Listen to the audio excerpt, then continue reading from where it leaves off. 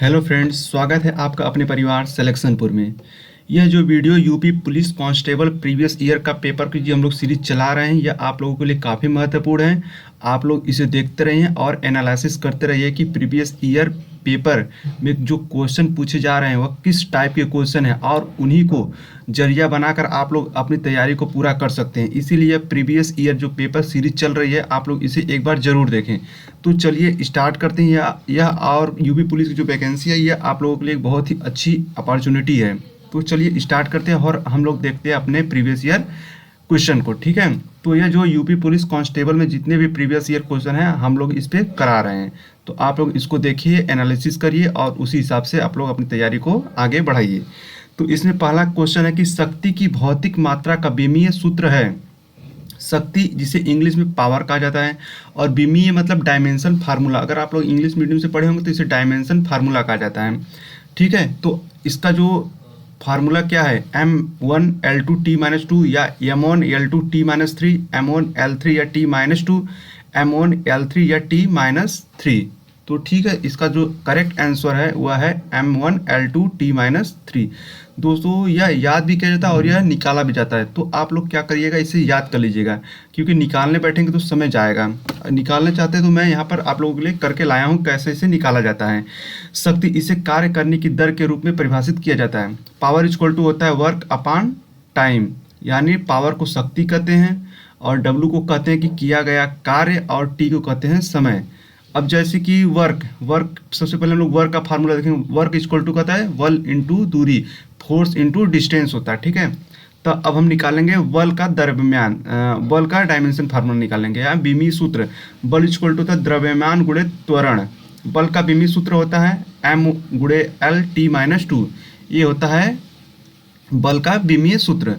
कार्य का विमीय सूत्र होता है ML2T-2 और समय का विमीय सूत्र होता है T-1। और इसी को हम लोग क्या करेंगे, जैसे वर्क का निकालें और टाइम का यहीं पर रख देंगे, और रखने के बाद हम लोग जो कटेगा उससे काट कर तो हमारे पास बचेगा क्या, ML2T-3। ऊपर जाएगा, जैसे ऊपर जाता है तो माइनस हो जाता है। तो इसे हम कहेंगे कि आप लोग जितना याद कर सकते हैं याद कर लीजिएगा, क्योंकि इसे निकालने में समय जाएगा और समय ही सबसे बड़ी प्रॉब्लम है। ठीक है, अब नेक्स्ट है कि हवा महल 1799 ईस्वी में महाराजा द्वारा बनवाया गया है। तो वह किस महाराजा द्वारा बनवाया गया, पृथ्वीराज चौहान, राय बुलर भट्टी, सवाई प्रताप सिंह या रानी पद्मिनी। तो इसका जो करेक्ट आंसर है वह है सवाई प्रताप सिंह। सवाई प्रताप सिंह इसका करेक्ट आंसर है। और इससे रिलेटेड हम कुछ इंपॉर्टेंट पॉइंट पे देखना चाहते हैं तो हम देख लेते हैं कि हवा महल को महाराजा सवाई प्रताप सिंह ने 1799 ईस्वी में बनवाया था। ठीक है, अगर वहीं हम बात करना चाहते हैं पृथ्वीराज चौहान जी के बारे में, ज़रूरी नहीं कि अब सेम क्वेश्चन उठ कर आ जाए। क्या पता पृथ्वीराज चौहान जी के बारे में पूछ ले, राय बुलर भट्टी के बारे में पूछ ले या रानी पद्मिनी के बारे में पूछ ले। तो हम कुछ मोटा मोटा बस ऊपर से देख लेते हैं। तो पृथ्वीराज चौहान जी जो हैं, यह पृथ्वीराज तृतीय, जिसे पृथ्वीराज चौहान भी कहा जाता है। इनका जन्म कब हुआ था, 1166 में, और इनकी मृत्यु हुई थी 1192। ठीक है, चौहान किस वंश के थे, डायरेक्ट पूछ लेता है। ये थे चहमान वंश के थे। ठीक है, ये डायरेक्ट आपसे पूछेगा।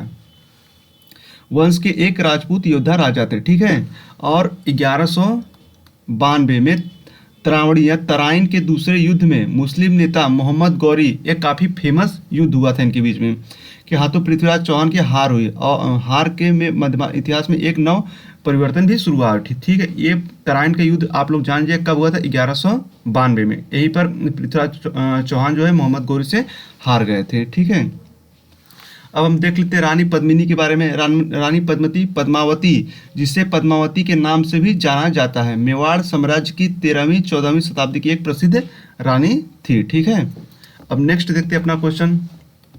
नेक्स्ट है कि उत्तर प्रदेश में वर्षा ऋतु में निम्नलिखित में से कौन सा गीत गाया जाता है।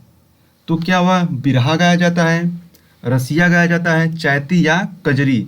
तो इसका जो करेक्ट आंसर है वह है कजरी गाया जाता है। ठीक है, कजरी गाया जाता है। और कजरी के बारे में अगर हम कुछ जानना चाहते हैं तो कजरी उत्तर प्रदेश के प्रसिद्ध लोक गीतों में से एक है। ठीक है, और कजरी को आमतौर पर उत्तर प्रदेश में भोजपुरी भाषा में महिलाओं द्वारा गाया जाता है। अगर आप लोग उत्तर प्रदेश से होंगे तो इससे भली भांति परिचित होंगे। कजरी को काले बादलों के संबोधित गीत के रूप में गाया जाता है, जो पोषण करते हैं और विनाश करते हैं, जीवन लाते हैं और कभी कभी मृत्यु भी देते हैं। कजरी का उपयोग अक्सर एक युवती की अपनी प्रेमी के प्रति लालसा का वर्णन करने के लिए किया जाता है। वही अगर हम जान ले थोड़ा रसिया के बारे में। रसिया क्या है? रसिया भी उत्तर प्रदेश के लोकगीत की एक शैली है। अगर पूछ दे आपकी रसिया कहाँ का है, तो ये भी उत्तर प्रदेश की एक लोकगीत शैली है। इसे कौन करती है? इसे ब्रज क्षेत्र में, ये कहाँ किया जाता है? ब्रज क्षेत्रफल में लोकप्रिय है। ठीक है। और चैती क्या है? चैती आमतौर पर रामनवमी के पवित्र त्योहार के दौरान गाया जाता है। चैती कब गाया जाता है? रामनवमी पर। ठीक है। अब नेक्स्ट अपना क्वेश्चन देखते हैं हम। नेक्स्ट कि भारत में निम्नलिखित में से किस रेडियोधर्मी धातु का विश्व का सबसे बड़ा भंडार है? तो यूरेनियम का, रेडियम का, विस्मित का या थोरियम का? तो थोरियम इसका करेक्ट आंसर है। ठीक है। और इम्पॉर्टेंट पॉइंट हम देख लेते हैं कि भारत में थोरियम का विश्व का सबसे बड़ा भंडार है। और भारत में थोरियम का ज्ञात भंडार कितना है? 4,57,000 से 5,08,000 टन के बीच होने का अनुमान है। यह कहाँ कहाँ पाया जाता है? केरल, झारखंड, बिहार, तमिलनाडु और राजस्थान इसके मुख्य उत्पादक हैं। ठीक है। थोरियम को हम लोग किससे डिनोट करते हैं? TS से डिनोट करते हैं। यह क्या है? आपका केमिस्ट्री से क्वेश्चन है। ठीक है। अगर हम वहीं बात कर ले कि रेडियम, ये देखिए रेडियम भी दिया है, जरूरी नहीं कि आपको यही क्वेश्चन। अब रेडियम के बारे में भी थोड़ा सा हम देख लेते हैं। रेडियम क्या है? एक चांदी जैसी सफ़ेद धातु है जो प्राकृतिक में मुक्त रूप से नहीं पाई जाती, यानी नेचर में नहीं पाई जाती। रेडियम की खोज किसने किया था? इसे 1898 में पियरे क्यूरी और मैडम क्यूरी, हस्बैंड वाइफ है, पियरे क्यूरी और मैडम क्यूरी बहुत फेमस नाम है, और एक सहायक जी बेमोंट द्वारा की गई थी। ठीक है। अगर वहीं बिस्मत की बात कर लें, बिस्मत में क्या कि यह कठोर, भंगुर, चमकदार और मोटा क्रिस्टलीय होता है। इसे अन्य सभी धातुओं से इसे लालपन वाले धूसर सफ़ेद रंग के साथ अलग किया जाता है। ठीक है। अब नेक्स्ट है, भारत के राष्ट्रपति द्वारा नियुक्त नहीं किया जाता। किसे नियुक्त नहीं किया जाता? उच्च न्यायालय का एक न्यायाधीश, महाधिवक्ता, राज्यपाल या महान्यायवादी? तो इसका जो करेक्ट आंसर है महाधिवक्ता। सही है। और इम्पॉर्टेंट पॉइंट हम देख लेंगे, प्रत्येक राज्य का राज्यपाल एक ऐसे व्यक्ति को राज्य का महाधिवक्ता नियुक्त करेगा जो एक उच्च न्यायालय के एक न्यायाधीश के रूप में नियुक्त होने के योग्य हो। महाधिवक्ता के अधिकार और कार्य को भी भारत के संविधान के अनुच्छेद कितने में? 165 और 177 के तहत निर्दिष्ट है। ठीक है। और कुछ इम्पॉर्टेंट अनुच्छेद हम लोग देख लेते हैं, क्या पता इसी से क्वेश्चन बन जाए। अनुच्छेद 163 राज्यपाल को सहायता और अनुच्छेद 163 सलाह देने के लिए मंत्री परिषद के बारे में बताता है। ठीक है। और अनुच्छेद 164 क्या कहता है? राज्य विधानमंडल के मंत्रियों के रूप में अन्य प्रावधानों के बारे में बताता है। 165 राज्य के महाधिवक्ता के बारे में बताता है। 166 यह बताता है राज्य सरकार के कार्यों के बारे में बताता है। और 167 यह मुख्यमंत्री के कर्तव्यों के बारे में, 167 राज्यपाल को जानकारी प्रस्तुत करने के बारे में बताता है। और 168 क्या है? यह राज्य विधायिका के गठन के बारे में बताता है। अब नेक्स्ट है कि भारतीय संविधान का भाग 4 से संबंधित है। भाग 4 क्या है? जो भाग 4 है वो किससे संबंधित है? ठीक है। ये रोमन में लिखा है। और क्या यह मौलिक अधिकार से है, राज्य के नीति निर्देशक तत्व या केंद्रीय न्यायपालिका या संसद? तो इसका जो करेक्ट आंसर है राज्य के नीति निर्देशक तत्व, इंग्लिश में कहते हैं DPSP, जिसे कहाँ से लिया गया है? आयरलैंड से लिया गया है। आयरलैंड से इसे लिया गया है। ठीक है। यह काफ़ी इंपॉर्टेंट बन जाएगा। और इम्पॉर्टेंट पॉइंट में देख लें, भारत के राज्य के नीति निर्देशक तो भारत के संविधान के भाग 4 में निहित निर्देशक या 15वां सिद्धांत है। निर्देशक तत्वों के निम्नानुसार वर्गीकृत किया गया: आर्थिक और सामाजिक, राजनीतिक और प्रशासनिक, न्याय और कानूनी, पर्यावरण, स्मारकों की सुरक्षा, शांति और सुरक्षा। नेक्स्ट है कि T20 अंतर्राष्ट्रीय क्रिकेट में 51 गेंदों में 103 रन बनाकर शतक लगाने वाली पहली भारतीय महिला क्रिकेटर कौन है? क्या वह अंजलि भागवत हैं, या हरमनप्रीत कौर हैं, अंजू बॉबी जॉर्ज हैं, या अनुराधा विस्मल हैं? बिस्वाल हैं। तो इसका जो करेक्ट आंसर है वह है हरमनप्रीत कौर। हरमनप्रीत इसका करेक्ट आंसर है। और इम्पोर्टेंट पॉइंट में अगर देख रहे हैं, हरमनप्रीत कौर 51 गेंद में 103 रन बनाकर T20 अंतर्राष्ट्रीय क्रिकेट में शतक लगाने वाली पहली भारतीय महिला क्रिकेटर हैं। ठीक है, अब नेक्स्ट देखते हैं कि नेक्स्ट हमारा क्वेश्चन है, केंद्रीय स्वास्थ्य मंत्रालय ने यूनिवर्सल टीकाकरण कार्यक्रम के भाग के रूप में डैश के खिलाफ दोहरी सुरक्षा के लिए एक टीका का शुभारंभ किया। खसरा और रूबेला, खसरा और कंठमाला, खसरा और क्षय रोग, कंठमाला और इन्फ्लुएंजा। तो इसका जो करेक्ट आंसर है खसरा और रूबेला, इसका करेक्ट आंसर है। ठीक है, खसरा क्या है कि पैरामिलोवायरस कुल के एक वायरस के कारण होता है, और वहीं पर रूबेला भी एक वायरस होता है। ठीक है, और फ्लू इन्फ्लुएंजा वायरस के कारण होता है। फ्लू इन्फ्लुएंजा भी एक वायरस के कारण जो नाक, गले और फेफड़ों को संक्रमित करता है। नेक्स्ट है, इनमें से कौन सी गेहूं की उच्च पैदावार देने वाली बीज किस्म है जिसका भारत की हरित क्रांति में योगदान था? इंदिरा सोना, लरमा रोजो, एराइज तेज या अंकुर? तो इसका जो करेक्ट आंसर है लरमा रोजो। लरमा रोजो इसका करेक्ट आंसर है। लरमा रोजो गेहूं की एक उच्च उपज देने वाले बीज किस्म है जिसे भारत की हरित क्रांति में योगदान दिया। बीजों की उच्च उपज देने वाली किस्में HY भी वे बीज हैं जो भारी मात्रा में फसलों, विशेष रूप से गेहूं और चावल का उत्पादन करते हैं। इन बीजों के उपयोग के लिए पानी की नियमित आपूर्ति, उर्वरकों का अधिकतम उपयोग और सही अनुपात में कीटनाशकों के उपयोग की आवश्यकता होती है। ठीक है, भारत में हरित क्रांति का नेतृत्व मुख्य रूप से MS स्वामीनाथन ने किया। ठीक है, यह भी काफ़ी इम्पोर्टेंट है। और हरित क्रांति के उद्देश्य क्या थे?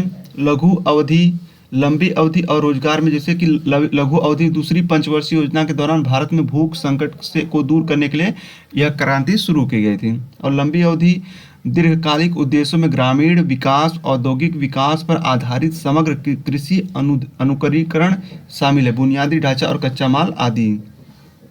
ठीक है, भारत में ये देखिए MS स्वामीनाथन ने किया था।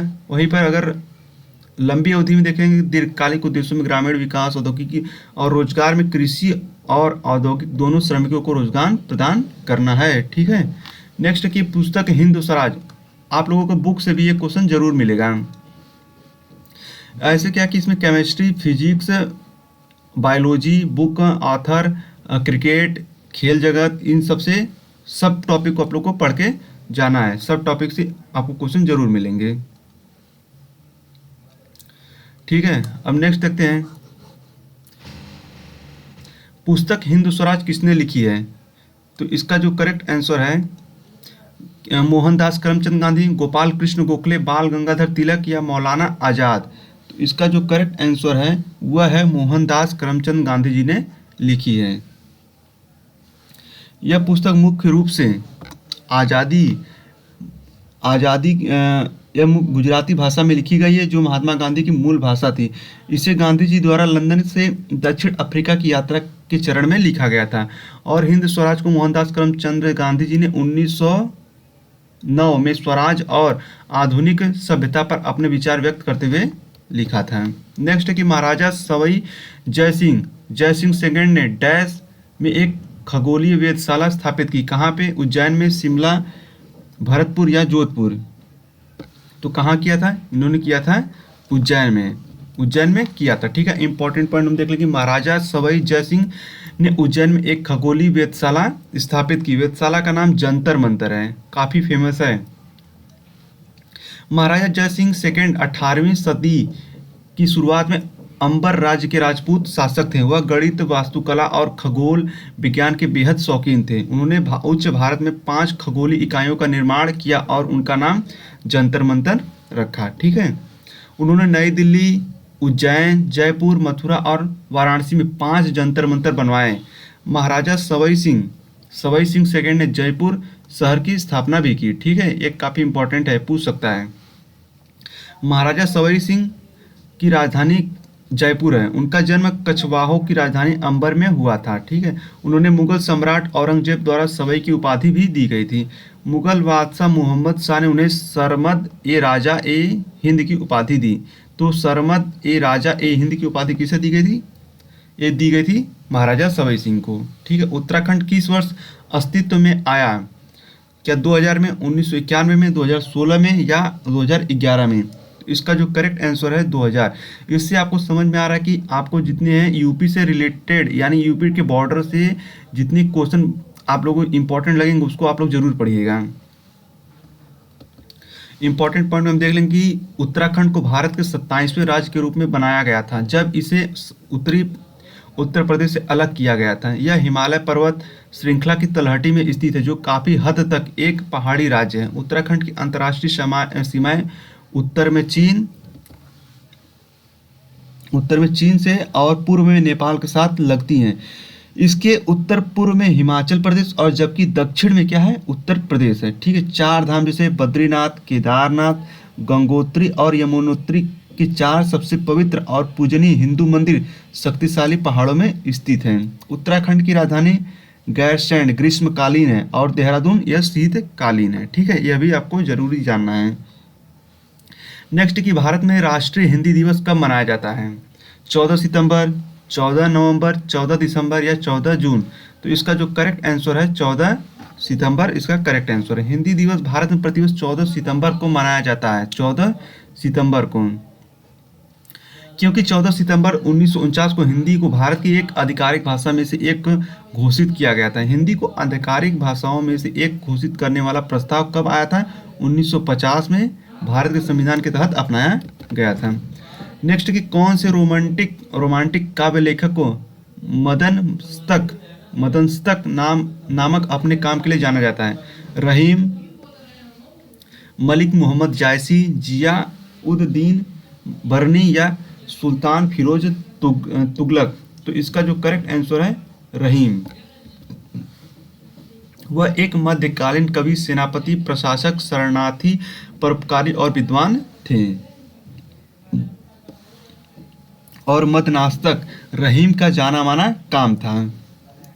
अब नेक्स्ट देखते हैं, द हॉर्नबिल फेस्टिवल निम्नलिखित में से किस राज्य में मनाया जाता है? यह काफ़ी इंपॉर्टेंट है, यह किसी भी एग्जाम में छूटा अभी तक नहीं है, यह दोबारा तिबारा करके भी पूछ लिया जाता है। तो इसका जो करेक्ट आंसर है नागालैंड। नागालैंड में यह मनाया जाता है।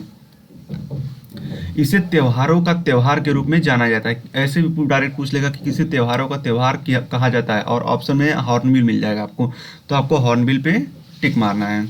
इसी राज्य के विभिन्न जनजातियों के पारंपरिक नृत्य रूप, लोकगीत, कला और स्वदेशी खेल शामिल है। सप्ताह भर चलने वाले इस समारोह का आयोजन राज्य पर्यटन और संस्कृति विभाग नागालैंड सरकार द्वारा किया जाता है।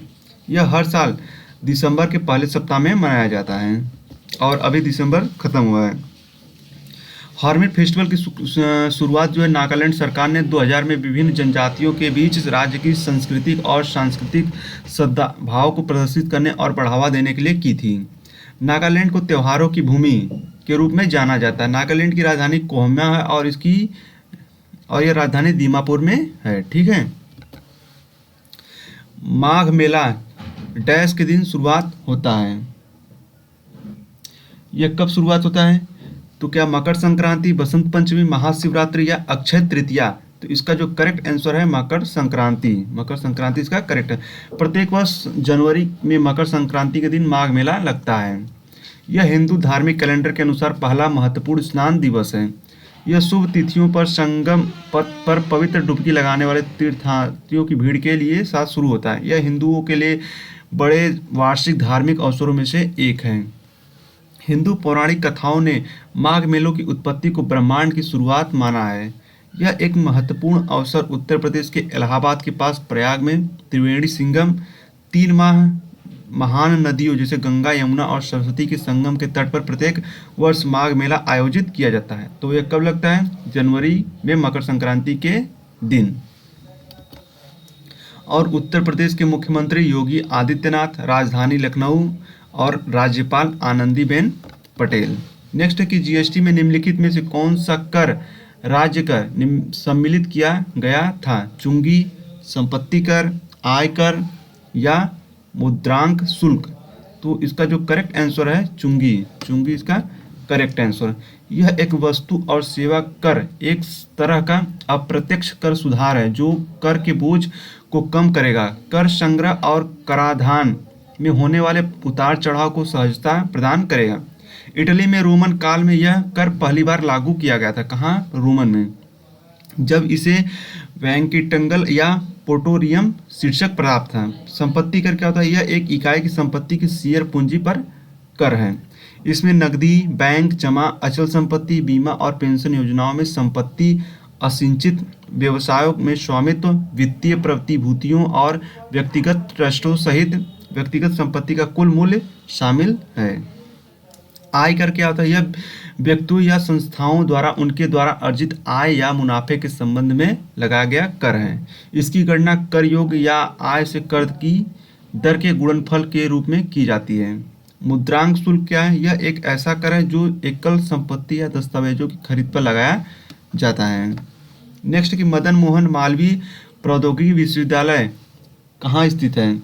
गोरखपुर, हस्तिनापुर, आजमगढ़ या मऊ? तो यह कहाँ स्थित है? यह है गोरखपुर में स्थित है। नेक्स्ट कि उत्तर प्रदेश के किस शहर को ग्रास ऑन द ईस्ट के नाम से जाना जाता है?